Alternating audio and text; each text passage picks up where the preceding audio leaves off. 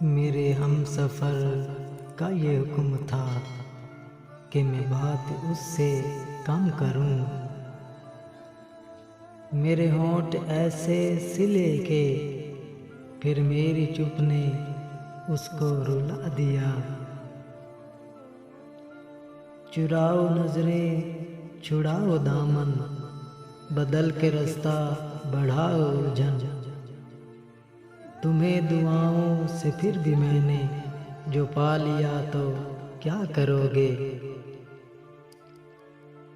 اب تو خوشی کا غم ہے نہ غم کی خوشی، مجھے بے حس بنا چکی ہے بہت زندگی مجھے۔ ہر لفظ کتابوں میں تیرا عکس لیا ہے، ایک پھول سا چہرہ ہمیں پڑھنے نہیں دیتا۔ نظر ان کی زباں ان کی تو عجب ہے کہ اس پر بھی نظر کچھ اور کہتی ہے، زباں کچھ اور کہتی ہے۔